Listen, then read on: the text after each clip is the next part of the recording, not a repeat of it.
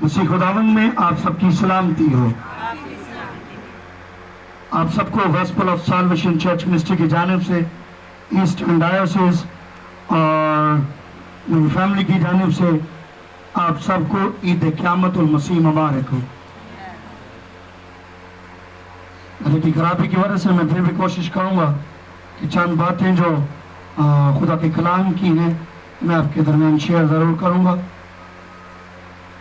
آج کا جو ہمارا مضمون ہے وہ ہے رحم گاہ، وہ ہے رحم گاہ، رحم کی کرسی، فضل کا تخت، خدا کی حضوری۔ آمین۔ یوحنا رسول کی معرفت لکھا گیا انجیلی بیان، اس کا 20 باب، اس کی 11ویں آیت سے 16ویں آیت مقدسہ تک ہم دیکھیں گے۔ ہمارا مضمون ہے رحم کی کرسی، رحم گاہ، 11ویں سے 16ویں آیت تک۔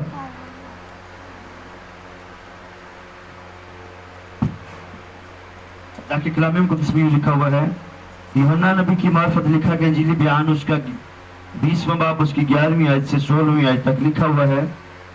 لیکن مریم باہر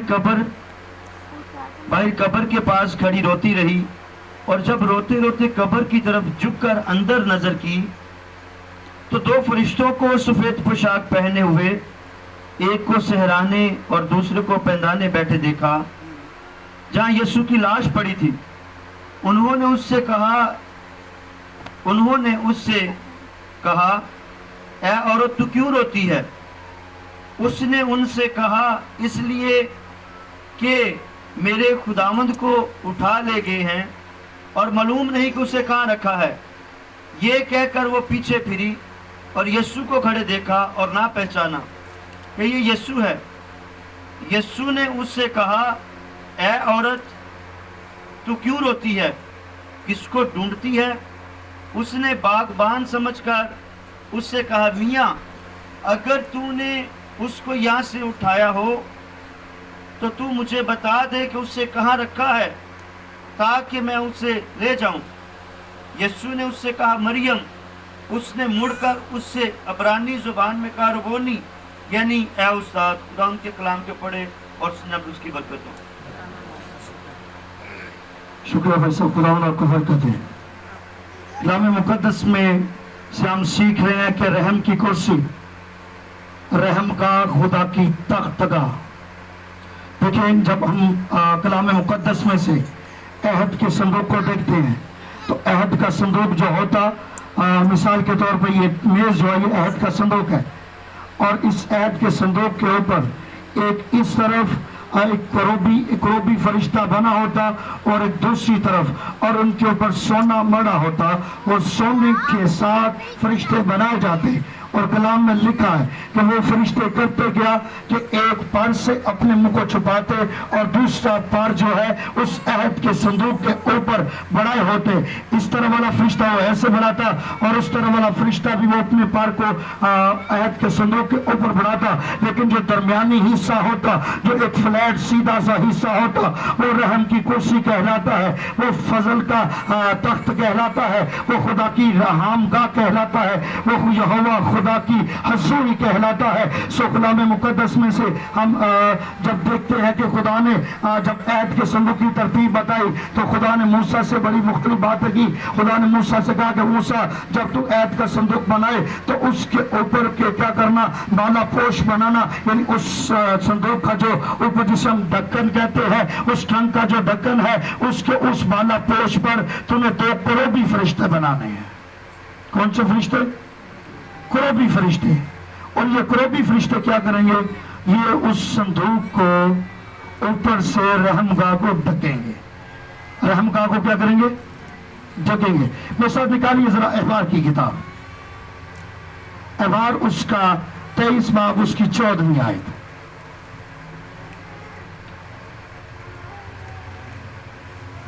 واپس ہم یوحنا کی جانب بعد میں آئیں گے۔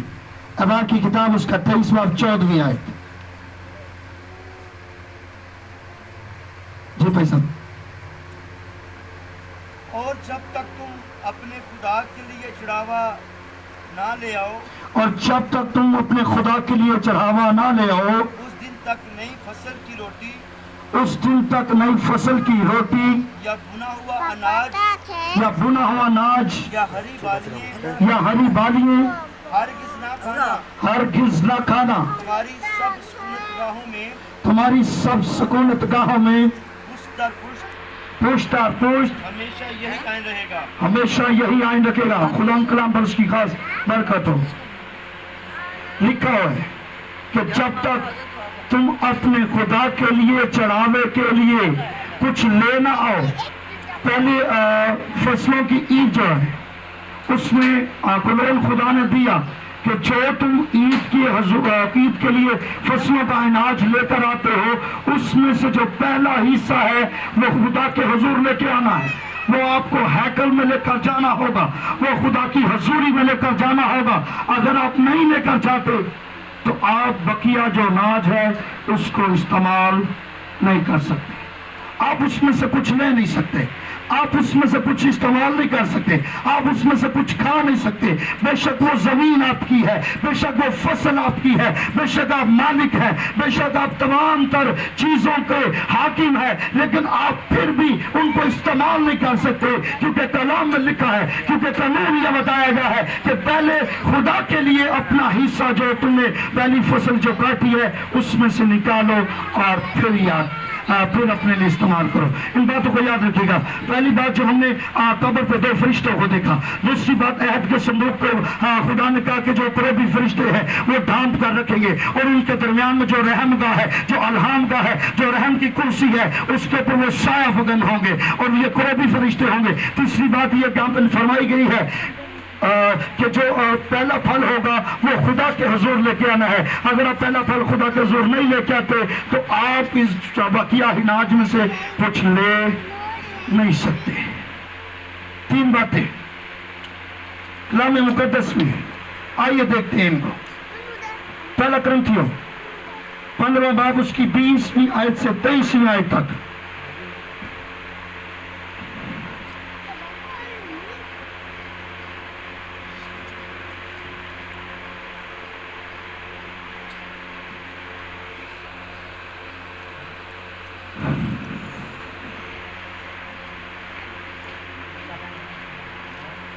कुरिन्थियों उसका 15वां बाब उसकी 20वीं आयत से 23वीं आयत तक, फिर 25 से 26वीं आयत तक।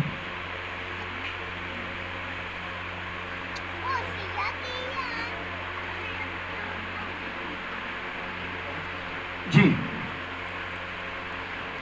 लेकिन फिलवक्त मसीह मुर्दों में से जी उठा है, लेकिन फिर वाकया मसीह मुर्दों में से जी उठा है, और जो सो गए हैं उनमें पहला फल हुआ है, और जो सो गए हैं उनमें से पहला फल हुआ है। क्योंकि जब आदमी के सबब से मौत आई, क्योंकि जब आदमी के सबब से मौत आई तो आदमी ही के सबब से मुर्दों की क़यामत भी आई। तो आदमी के सबब से ही मुर्दों की क़यामत भी आई। और जैसे आदम में सब मरते हैं वैसे ही मसीह में सब जिंदा किए जाएंगे। और जैसे सब आदम में मरते हैं वैसे ही मसीह यीशु में सब जिंदा किए जाएंगे। लेकिन हर एक अपनी अपनी बारी से पहला फल मसीह, फिर मसीह के आने पर उसके लोग, इसके बाद आखिरत होगी। उस वक्त वो सारी हुकूमत और सारा इख्तियार और कुदरत नेस्त करके बादशाही को खुदा यानी बाप के हवाले कर देगा। इसके बाद वो हर चीज को निपटा के खत्म करके मौत पर फतह पाकर वो सब कुछ बाप के हवाला कर देगा, क्योंकि जब तक कि वो सब दुश्मनों को अपने पांव तले ना ले आए और उसको बादशाही करना जरूर है। जब तक के दुश्मन जितने भी हैं वो खुदावंद के पांव तले ना आने तब तक उसका बादशाही करना लाजिम है। जी 26 अंदाज। सबसे पिछला दुश्मन जो नेस्त किया जाएगा वो मौत है। कलाम पर खुदा की बरकत हो। सबसे पिछला दुश्मन जो नेस्त किया जाएगा वो मौत है। याद रखिए मसीहियों, आपके पास कलाम मुकद्दस एक वाहिद ऐसी किताब है जो दुनिया के अंदर वाहिद सच्चाई मौजूद है। جو دنیا کے اندر خدا کی وہ منہ کی باتیں ہیں جو کبھی ٹال نہیں سکتی. اس کلام میں فرمایا گیا ہے آسمان اور زمین تو ٹل جائیں گے لیکن میرے منہ کی باتیں ہرگز نہ ٹلیں گی. لکھا ہے لیکن فی الواقعہ مسیح مردوں میں سے جی اٹھا اور جو سو گئے ہیں ان میں پہلا پھل ہوا. کلام مقدس میں ہم نے گڈ فرائیڈے کو ہم نے سیکھا کہ جب مسیح بڑی زور سے چلاتا ہے تو کلام میں لکھا ہے چٹانیں تڑک جاتی ہیں, قبریں کھل جاتی ہیں, قبریں کھل جاتی ہیں اور مردے قبروں سے باہر آ جاتے ہیں. مردے قبروں سے ایسے ہی مردے قبروں سے باہر نہیں آئے, قبریں کھلی رہی, قبریں کھلی رہی.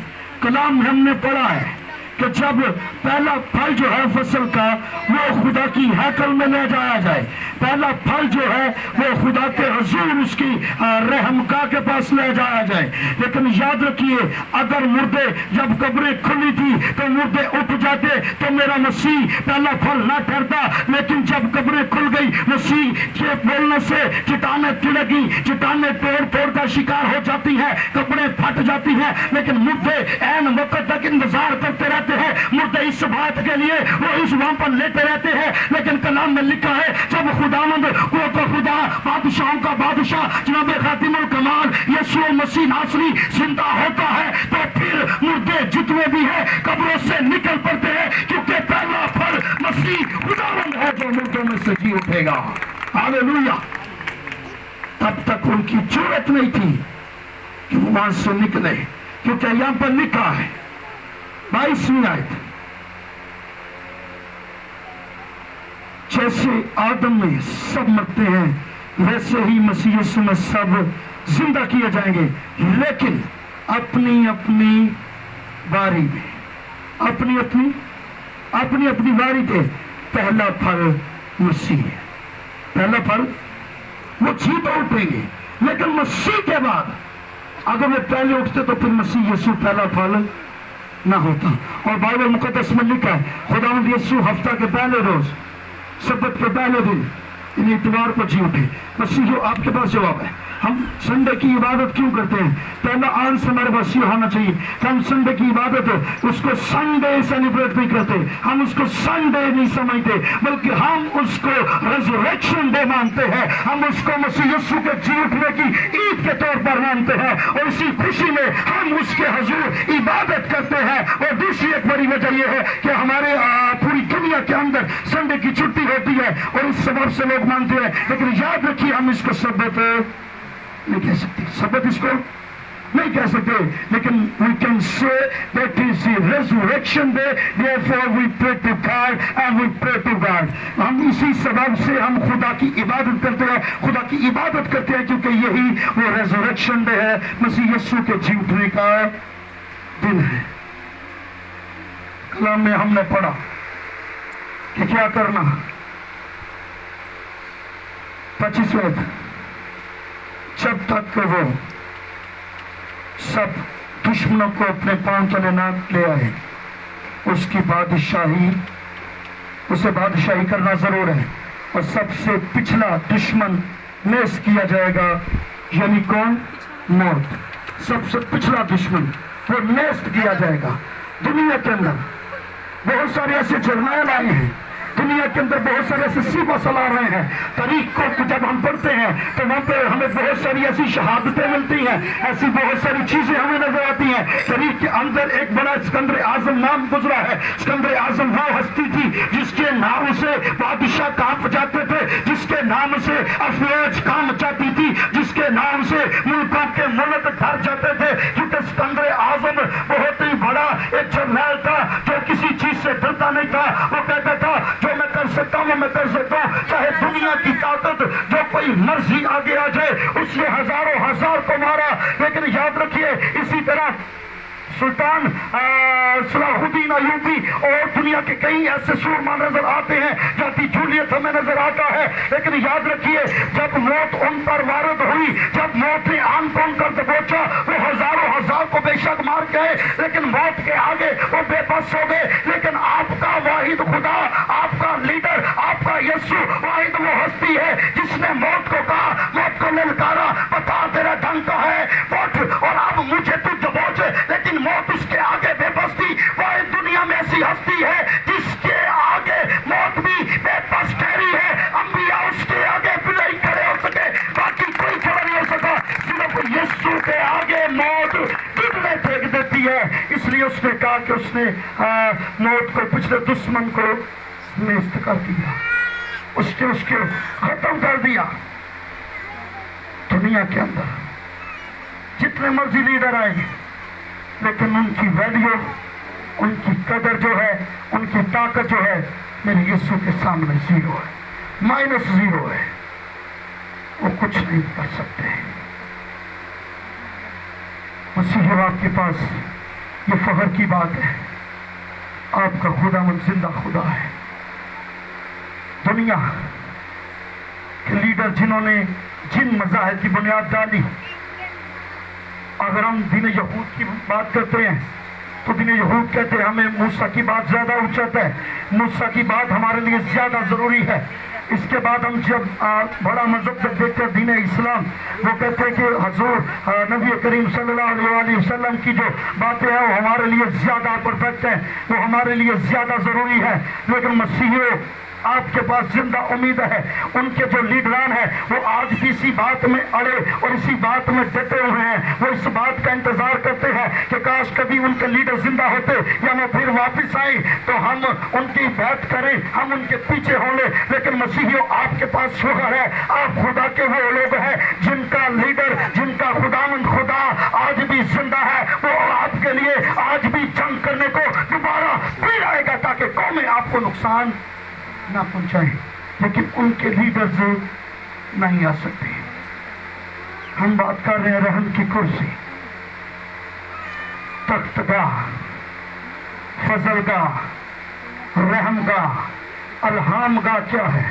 ہم نے دیکھا کلام مقدس میں سے کہ فرشتہ ایک سہرانے اور دوسرا پندانے تھا، ایک رائٹ پہ اور دوسرا لیفٹ، وہ اکٹھے نہیں بیٹھے تھے جیسے کہ پادری یوسف اور پادری عاشر بیٹھے ہیں، جیسے کہ آپ سب ایک دوسرے کے ساتھ ساتھ بیٹھے ہیں، فرشتے ویسے نہیں بیٹھے تھے۔ کلام میں لکھا ہے وہ قبر کے ایک سرانے تھا، ایک پندانے تھا، ایک اس طرف تھا اور دوسری طرف تھا، لیکن اب وہ کیا کیے ہوئے ہیں؟ وہ اپنے پروں کو سیم ٹو سیم ویسے ہی جیسے عہد کے صندوق پر انہوں نے اپنے کروبیوں نے اپنے پر پھیلائے تھے، ویسے ہی وہ اپنے پروں کو اس قبر کے اوپر پھیلائے ہوئے ہوتے ہیں۔ جب وہاں پہ تصدیق کے لیے مریم آتی ہے اور وہ دیکھتی ہے کہ یہاں پہ یسوع نہیں ہے، وہ پریشان ہوتی ہے۔ رسول آتے ہیں، وہ دیکھتے ہیں یسوع نہیں ہے، لیکن یہاں پہ دو شخص نظر آ رہے ہیں، دو فرشتے نظر آ رہے ہیں، لیکن کون سے فرشتے؟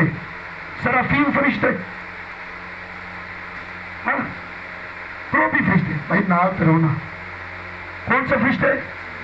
کروبی فرشتے۔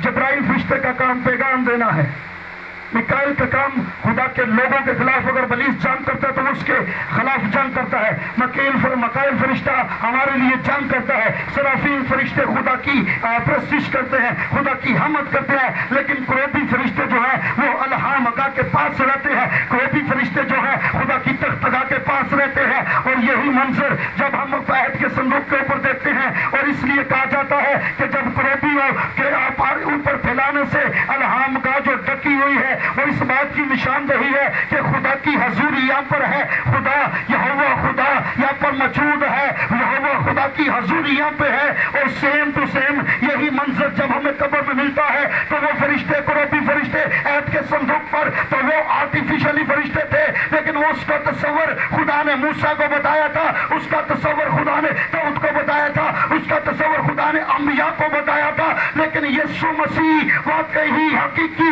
عہد کا صندوق ہے، فرشتے اس کے لیے ریئل طور پر آ جاتے ہیں اور اس بات کے لیے وہ شو کرتے ہیں کہ یسوع ہی حقیقی فضل کا تخت ہے، یسوع ہی رحم گاہ ہے، یسوع ہی رحم کی کرسی ہے۔ لیکن کیوں یسوع کیوں رحم کی کرسی ہے؟ کیوں آئے وہ؟ عہد کے صندوق میں روٹیاں، پتھر کی دو لوہیں اور ہارون کا عصا تھا، 3-4 چیزیں، لیکن یسوع کے اندر تو کچھ نہیں تھا۔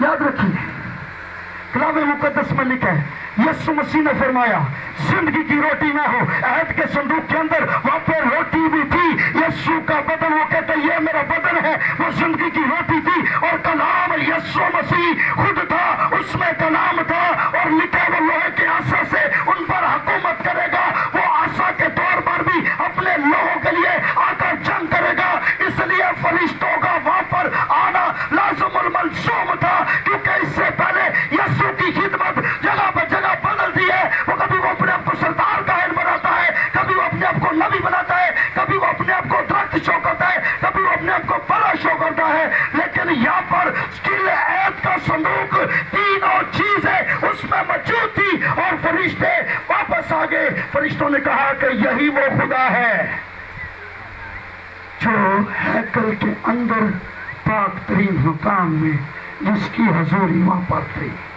آمین۔ فرشتے واپس آئے، انہوں نے کہا اب مکمل ہے، ابھی اپنی خدمت ایک میں ہی ہے، ابھی جگہ بہ جگہ خدمت چینج نہیں کرے گا۔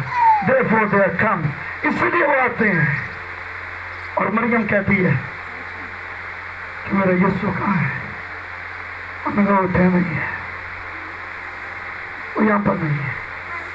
اور مریم جب مایوس ہو کر مڑتی ہے پیچھے، وہ سوچتی ہے شاید کوئی اٹھا کر لے گیا، وہ سوچتی ہے شاید کوئی لے گیا، اسے چرا کر لے گیا، لیکن اس بات کے لیے شاید وہ خوش بھی تھی کہ یسوع زندہ ہو چکے ہیں، وہ فرشتوں سے جواب دے رہے ہیں، وہ زندہ ہو چکے ہیں، لیکن چونکہ مڑتی ہے تو وہاں پہ آواز آتی ہے مریم، تو مریم ہمارے خوشی کے شیون پہ ٹچ، اسے چھونا چاہتی ہے، وہ خوشی سے بھر جاتی ہے۔ مریم کو آواز الہام کا سے آئی۔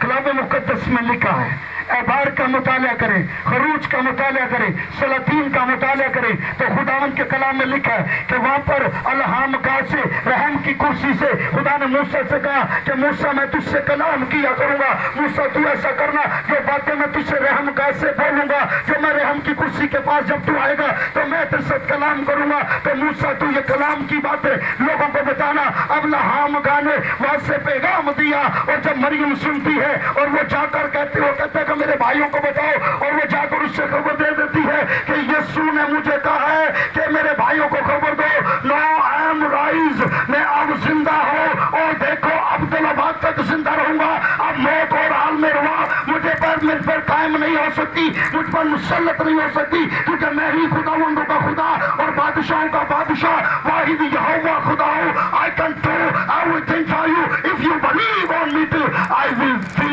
for you in the name of the Lord Jesus Christ۔ میں سب کچھ کرنے کی قدرت رکھتا ہوں، مجھ پر ایمان لاؤ تو میں سب کچھ آپ کے لیے کروں گا۔ چاہو خبر دو۔ ٹھیک ہے، پہلا پھل۔ اب یسوع پہلا پھل کیسے؟ ہم نے پڑھا کہ پہلا پھل جو ہیکل میں لے جاؤ، عہد کے صندوق پر، ہیکل کے اندر وہ آرٹیفیشل فرشتے حقیقی پاک ترین مقام کی نمائندگی کر رہے ہیں۔ بھائی صاحب، حقیقی پاک ترین مقام کی وہ نمائندگی کر رہے ہیں، جیسا خدا نے موسیٰ کو بتایا کہ موسیٰ تو نے ایسے عہد کا صندوق بنانا ہے، ایسے پاک ترین مقام بنانا ہے۔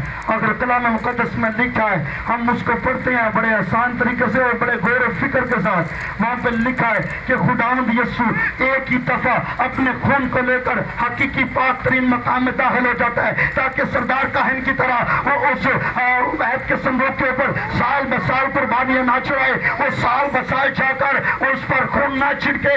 یسوع مسیح ایک ہی بار اپنے خون کو لے کر حقیقی پاک ترین مقام میں آسمان میں چلا جاتا ہے، تاکہ ساری انسانیت کا کفارہ ہو سکے، اور اس نے فرمایا جو کوئی مجھ پر ایمان لائے گا ہلاک نہ ہوگا، اور کیا کرے گا؟ ہمیشہ کی زندگی پائے گا۔ Today you have time. آج آپ کے پاس وقت ہے. اپنی زندگی کو کلام مقدس کے مطابق ڈالیے اور اپنی زندگی کو خدا کے حضور بدلیے اور کلام کو جانیے اور برکت ہو. لیکن رحم کاپ جب تو خون چھڑکے گا تو میں تو سموسا کلام کروں گا. اور بائبل میں لکھا ہے کہ جب وہ وہاں پر آتی ہیں اور دیکھتے ہیں اور کفن ویسے ہی پڑا ہوتا, کفن ویسے ہی پڑا ہے, اور کفن کے ساتھ دوسری سائڈ پر ایک رومال لپٹا ہوا پڑا ہوا. ایک رومال, میں بولو جی نا, میں تھوڑی نہیں, میں یسوع سے نہیں گل کر رہا. ایک رومال لپٹا ہوا لپیٹ کے ٹھپ کے رکھیا سی. سبب کیا ہے؟ ہم نے پام سنڈے کو سیکھا کہ پام سنڈے ایک نبوتی تہوار ہے اور یہ اس بات کی نشاندہی کرواتا, حقیقت بتاتا ہے کہ یسوع مسیح دوبارہ آئے گا. یسوع مسیح دوبارہ آئے گا. اس کی شہادت یسوع المسیح نے قبر میں بھی دیکھی.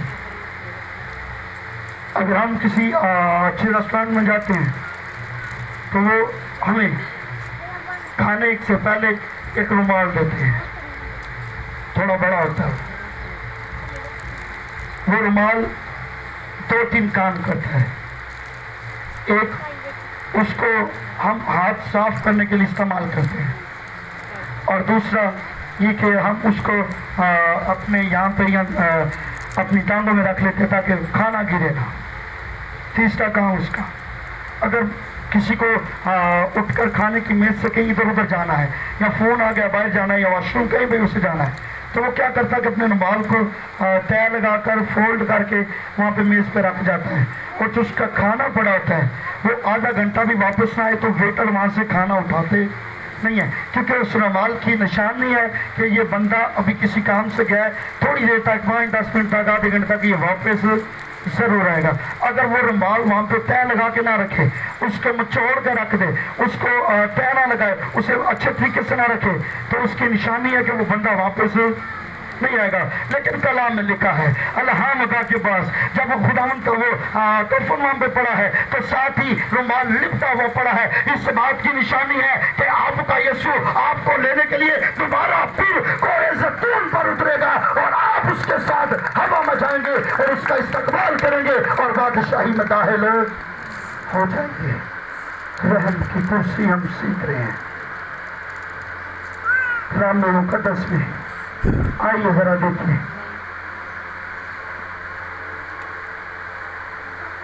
خروج کی کتاب اس کا 30 باب اس کی 28ویں آیت سے 29ویں آیت ہم دیکھیں گے. خروج کی کتاب اس کا 30 باب اس کی 28 اور 29 آیت.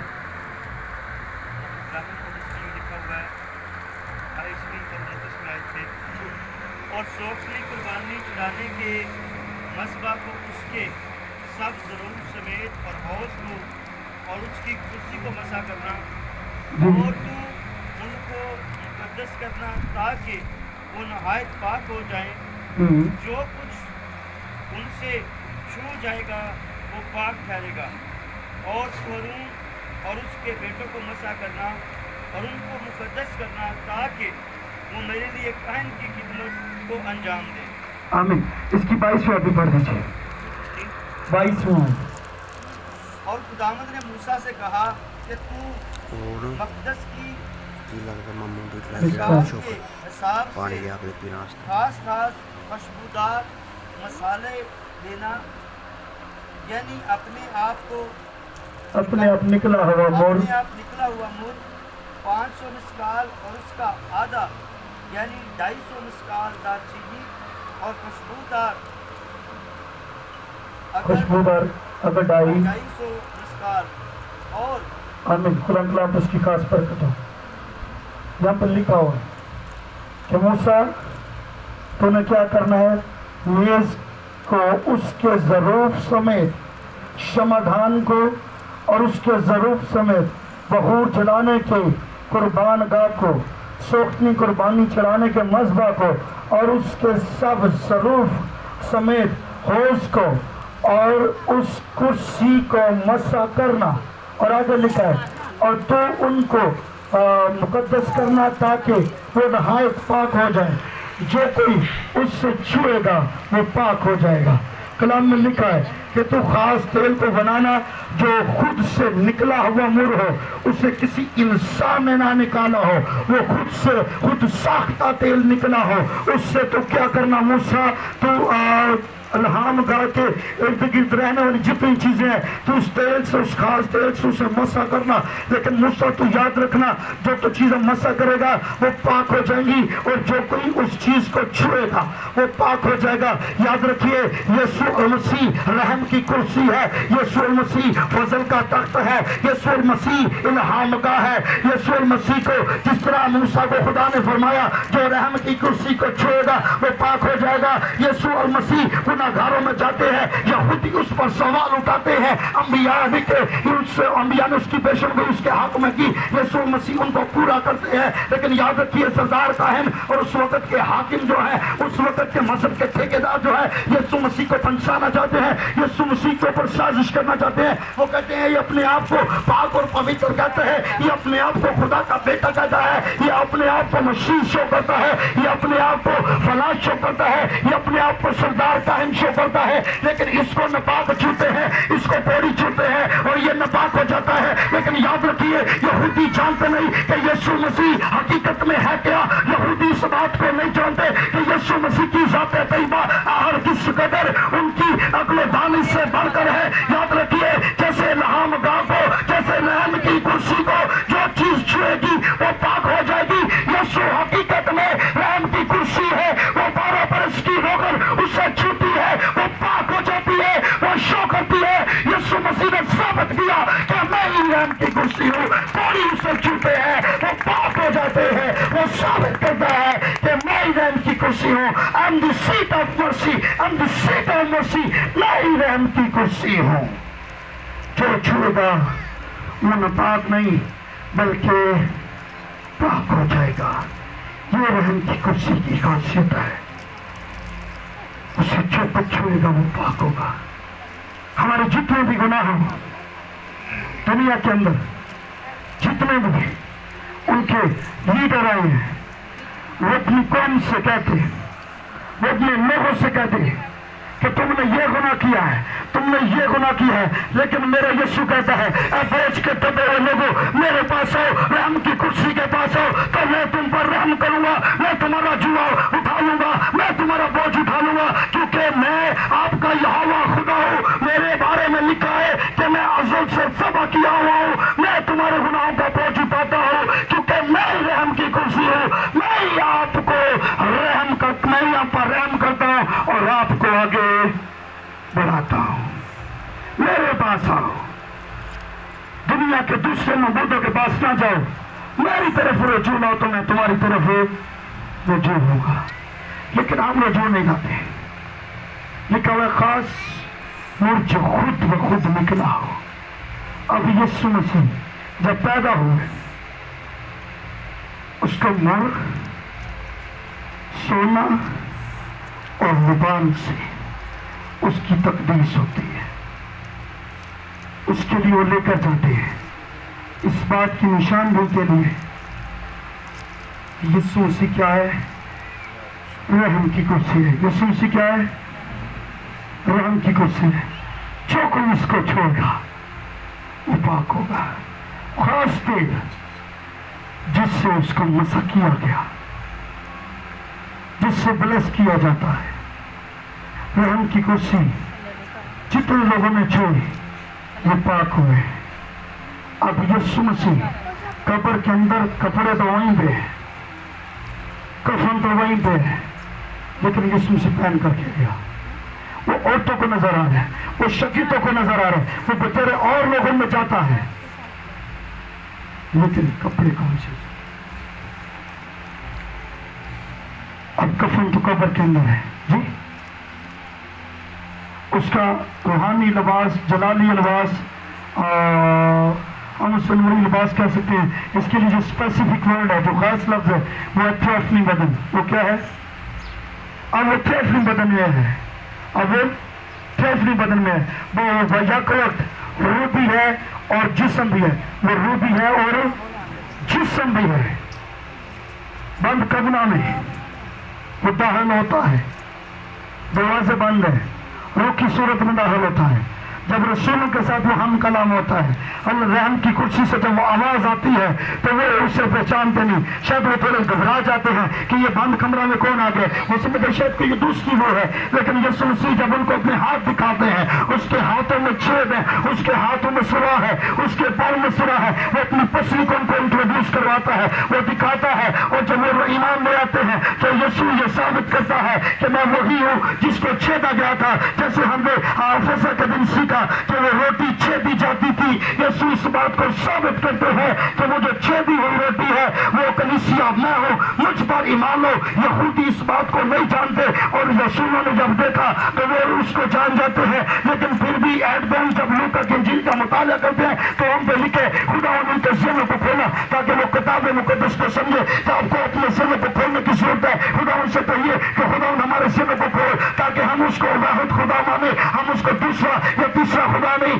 بلکہ اس کو واحد خدا مانے، اس کی تمام تر جتنی بھی خدمات ہیں اس کو ویسے ہی جانے، نہ کہ اس کو اتنی پرسنالٹی کے طور پر جانے، کیونکہ یسوع ہی واحد رحم گاہ، یسوع ہی رحم کی کرسی، یسوع ہی خدا کی حضوری ہے۔ کلام میں لکھا ہے روحیت کی ساری وہوری اسی میں مجسم ہو کر سبمت کرتی ہے، اس لیے وہ کیا ہے؟ واحد خدا ہے، واحد خدا ہے۔ لیکن جو بھی اس کو چھوڑے گا وہ پاک ہو جائے گا۔ اسی بند کمرہ سے داخل ہو جاتے ہیں، ان کے ساتھ باتیں کرتا ہے، اور وہ جب ان بند کمرہ میں داخل ہوتا ہے تو وہ یہ شو کرتا ہے اب وہ بشر نہیں رہا، اب وہ کوئی انسانی روپ نہیں لیا اس نے، اب وہ روحانی جلال میں ہے، اب وہ جلال کے ساتھ ممور ہے، اب وہ سب کچھ کر سکتا ہے، بند دروازوں میں آ سکتا ہے۔ کلیسیا آپ کو پکارنے کی ضرورت ہے، وہ آپ کے دلوں میں آنا چاہتا ہے، وہ آپ کے گھروں میں آنا چاہتا ہے، کیونکہ ہم اس کو ہاتھ لگا کر پراپر محسوس نہیں آپ کرتے، لیکن آپ ایمان رکھیے وہ آپ کے ساتھ ہے، وہ یہاں پہ اترا ہوا ہے۔ آج آپ کو چھونے کی ضرورت ہے، اس سے مانگنے کی ضرورت ہے، وہ آپ کے لیے کھڑا موجود ہے تاکہ آپ برکت پائیں۔ رحم کی کرسی، یسوع مسیح کی آجی رحم کی کرسی۔ کلام میں لکھا موسیٰ کو خدا نے کہا، موسیٰ جب کہن سال بسال قربانیاں لے کر جائے تو رحم کی کرسی کے پاس جا کر کہے کہ میں چاہتا ہوں کہ یہ لوگ جنہوں نے گناہ کیا خدا ان کو تو معاف کر دیں، ان کا کفارہ ہو جائے۔ سال بسال گناہ تازے رہتے، لیکن واحد آپ کا یسوع میرا یسوع ہے جس نے ایک ہی بار تمام گناہوں کا بوجھ اٹھایا اور صلیب پر چڑھ گیا۔ یسوع مسیح کے قربان ہونے سے ہم نے شفا پائی ہے۔ کلام میں ہم نے دیکھا کہ قبر کے اوپر پہرے دار تھے، وہ اس بات کے لیے وہاں پہ موجود تھے کہ یسوع وہاں سے زندہ نہ ہو، یسوع وہاں سے نکلے نہ، یسوع کو شاگرد اٹھا کر نہ لے جائے، کیونکہ سردار کاہنوں کے کہنے کے مطابق رومی حکومت نے وہاں پر سپاہی بیٹھائے تھے، سردار کاہنوں نے وہاں پر سپاہیوں کو بھیجا تاکہ وہاں پر پہرے داری کرے کیونکہ یسوع زندہ نہ ہو۔ اب یسوع کو انہوں نے پنجابی جی کہتے ہیں نہ ہو سکتا کہ پتھر میں بارو ڈکا لایا ایسے ہی اس پر مہر کی گئی تھی تاکہ کوئی اس کو نہ کھولے۔ صبح سویرے خوشبو بھرنے کے لیے وہ جاتی ہے، لیکن اس بات کی کشمکش میں ہے کہ کون پتھر ہٹائے گا، کون یہ کام کرے گا، وہ تو بڑا بھاری پتھر ہے، وہ تو ہو سکتا ہے چند ایک مردوں سے بھی ہٹایا نہ جائے، لیکن ہم عورتیں ہیں، ہم اس کو کیسے ہٹائیں گے؟ لیکن یاد رکھیے رحم کی کرسی وہاں پہ اندر موجود تھی، الہام گاہ وہاں پر موجود تھی۔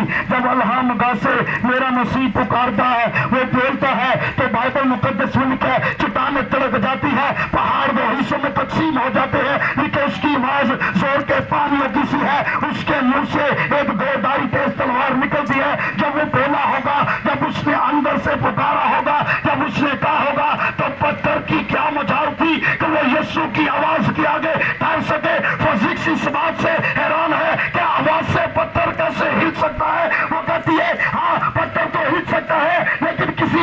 شیطان کی آواز سے ایسا نہیں ہو سکتا ہے۔ فزکس اس بات کو نہیں جانتی کہ یسوع رحم کی کرسی ہے، یسوع ہی یہوہ خدا ہے۔ اس کے کہنے سے پتھر کیا پہاڑ دو حصوں میں تقسیم ہو جاتے ہیں۔ وہ تو پھر معمولی پتھر تھا۔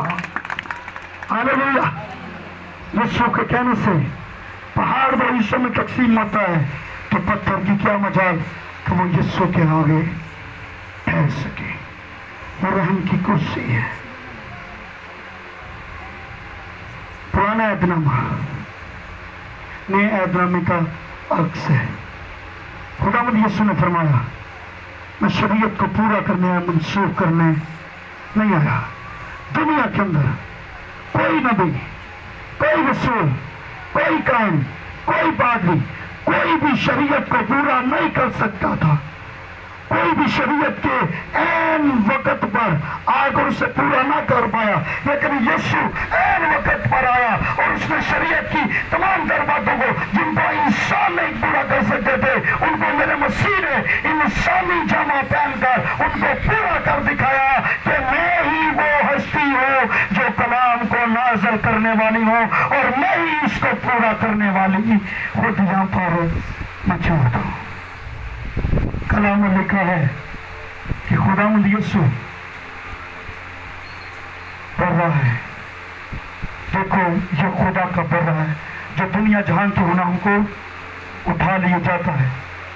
دنیا کے اندر ہم جب جاتے ہیں، ہم مختلف قصابوں کی دکانوں کو وزٹ کریں تو جب کسی بڑے کو، بڑے سانڈ کو، بڑے کسی جانور کو ذبح کرتے ہیں، وہ ذبح ہوتے ہی اب وہ کھڑے نہیں رہ سکتے، وہ 10 منٹ کے بعد 15 منٹ کے بعد وہاں پر وہ تڑپ کر مر جاتے ہیں، ان کی جان ختم ہو جاتی ہے۔ لیکن دنیا کے اندر میرا اور آپ کا یسوع ایک واحد ایسا برا ہے جو خدا کے حضور وہ تخت کے سامنے ذبح بھی ہے اور کھڑا بھی ہے۔ یہ اس کی قدرت ہے جو ہمارے لیے رحم کی کرسی پر ہونے کے ناطے شفاعت کرتا ہے تاکہ ہم میں سے ہر ایک کی توبہ تک نوبت ہو، تاکہ ہم میں سے کوئی بھی ہلاک نہ ہو بلکہ ہمیشہ کی زندگی پائے۔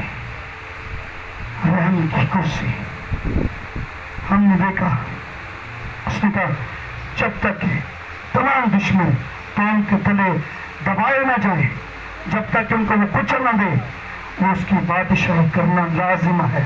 وہ بادشاہی کرتا رہے گا۔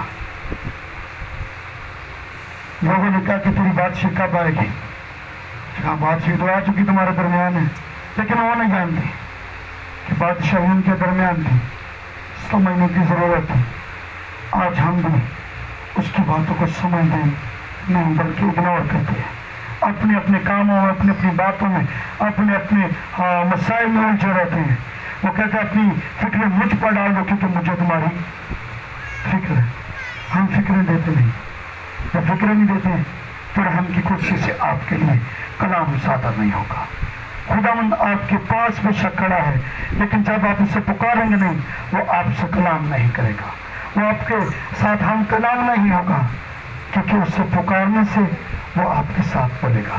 مریم مڑ کر دیکھتی ہے اور یسوع کو دیکھ لیتی ہے، کہتے ہیں تم اسے چھونا چاہتی ہے، لیکن کہتے مجھے بھی چھونا نہ۔ پوائنٹ تو دیکھو دے دی، کہتے مجھے چھونا نہ، کیونکہ ابھی میں باپ کے پاس نہیں گیا۔ اب وہ باپ کے پاس کہاں جاتا؟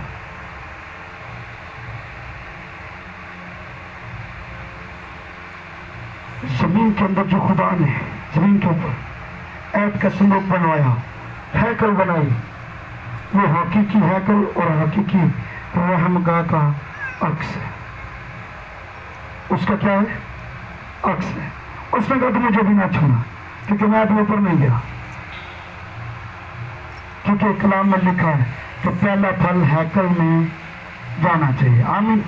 پہلا پھل جو ہو وہ خدا کے حضور جائے۔ اس لیے اب جو وہ ابھی جی اٹھا ہے وہ نہیں چاہتا تھا کہ مجھے کوئی چھوئے، وہ چاہتا تھا کہ سب سے پہلا پھل جو ہے کہ سب سے پہلے میں جاؤں تو حقیقی اعلیٰ مقام میں چلا جاؤں، حقیقی طور پر جو آسمان پر پاک ترین مقام ہے ہیکل کے اندر میں جاؤں تاکہ وہ بات پوری ہو۔ اس سے پہلے کہ ابراہم تھا میں ہوں، میں ہی وہ سب سے پہلا لوٹا پھل ہوں جو واپس وہاں پر جاؤں گا۔ اور پھر وہ جا کر توما سے کہتا توما چھو کر دیکھ پہلے توما کو کہتا ہوں جو چھو کر دیکھ لے، شاگردوں کو اپنے ہاتھ دکھاتا ہے، ہو سکتا ہے کسی دوسرے نے بھی چھوا، لیکن توما کو نہیں کہا۔ توما نے جب اس سے دیکھا، اس نے چھوا تو اس نے کہا اے میرے خداوند، اے میرے خدا۔ وہ جان گیا کہ یہ وہی یسوع ہے جو ہمارے ساتھ ساتھ چلتا تھا، وہ ہمارے ساتھ ہم کلام ہوتا تھا۔ آج یہ وہی یسوع ہے جو بادشاہوں کا بادشاہ، خداوندوں کا خدا اور نبیوں پیغمبروں کا خدا ہے، جس نے فرمایا اس سے پہلے کہ ابراہیم تھا میں ہوں، وہ آج بھی میں ہوں وہاں پر موجود تھا۔ اسی کے سبب سے آج ہم بھی برکت پاتے ہیں، کیونکہ میں ہوں آج بھی ہمارے ساتھ ہے، میں ہوں آج بھی ہمارے ساتھ ہے۔ کوئی انسان خدا کو دیکھ نہیں سکتا۔ فلسفیوں میں سے کہا بات کروں گا میں، کوئی انسان موسیٰ خدا کو دیکھ نہیں سکتا،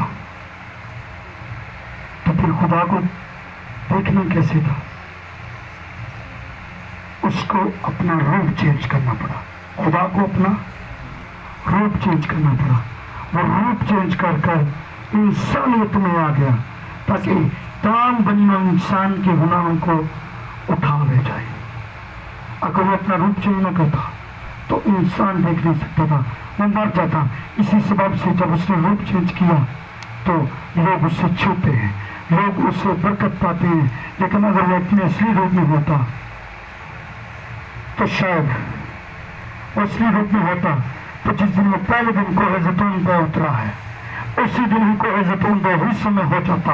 لیکن اب کی بار جب وہ آئے گا وہ کسی انسانی روپ میں نہیں ہوگا، وہ کسی انسانی بدن میں نہیں ہوگا، بلکہ وہ جلالی بدن کے ساتھ آئے گا، وہ جلال کے ساتھ آئے گا، اور پہاڑ دو حصوں میں تقسیم ہو جائے گا، اور قومیں دیکھیں گی کہ یہوہ خدا، مسیحیوں کا خدا ان کی مدد کے لیے، عبرانیوں کا خدا ان کی مدد کے لیے اتر چکا ہے۔ تو قومیں بھاگ جائیں گی، کیونکہ اسرائیل پر جب قومیں چڑھائی کریں گی ان کو مارا جائے گا، تو ان کی حقیقی رحم گاہ ان کے درمیان موجود ہوگی۔ کیونکہ جب بھی یہودی جنگ کرتے تھے اور عہد کا صندوق ان کے درمیان ہوتا تھا، لہام گاہ ان کے ساتھ ہوتی تھی، رحم کی کرسی ان کے ساتھ ہوتی تھی، تو ان پر رحم ہوتا، کوئی قوم ان پر چڑھائی نہ کر سکتی تھی، کیونکہ رحم کا فضل کا تخت ان کے درمیان ہوتا تھا۔ جب عہد کا صندوق ان کے ہاں نہ ہوتا تو قومیں ان پر چڑھائی کرتی تھی۔ اب بھی وہ اس لیے دوبارہ پھر اسرائیلی مار کھائیں گے، اسرائیل پر قومیں چڑھائی کریں گی، کیونکہ حقیقی رحم گاہ اب ان کے درمیان نہیں ہوگی۔ لیکن جب اس کو مار پڑے گی، اقوام مار رہی ہوگی، فوجیں مار رہی ہوگی، تو لکھا ہے حقیقی رحم گاہ عہد کا صندوق پھر وہاں پر اترے گا، اور وہ اپنی قوم کے لیے غیر قوموں سے جنگ کرے گا تاکہ وہ نجات پائے۔ اور یہودی پھر کہیں گے اے ہمارے خداوند، اے ہمارے خدا، وہ جان جائیں گے یہ وہی یسوع ہے جسے ہم نے مصلوب کیا تھا، جس کی مصلوبیت میں ہم ملوث تھے۔ اب یہودی نہیں مانتے کہ یسوع آیا، وہ بھی کسی حد تک ٹھیک مانتے۔ پام سنڈے میں ہم نے خدا کے قدم سے سیکھا، یہودی نہیں مانتے کہ یسوع آ چکا، کیونکہ ان کا ایمان ہے حزقیل میں جس پھاٹک کا ذکر ہے اس پھاٹک سے ان کا مسیح داخل ہوگا، وہ پھر ایمان لائیں گے۔ اور مسیحی بھی غلط نہیں ہے، مسیحی بھی کہتے ہیں کہ یسوع آ چکا ہے، یہودی تب ایمان لائیں گے۔ ہماری تو وہ جو بغیر دیکھے ایمان لائے۔ رحم کی کرسی آپ کے ساتھ ہے، رحم کی کرسی آپ کے پاس ہے، بشرطے کہ یہ موسیٰ جو کوئی رحم کی کرسی کے پاس جائے وہ پاک ہو کر جانا چاہیے۔ کیوں؟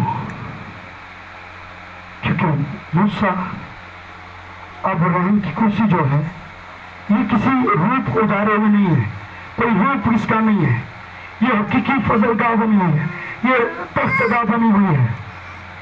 لیکن یسوع جب روپ چینج کرتا ہے، خدا جب روپ چینج کرتا ہے تو انسانی سے چھوتے ہیں۔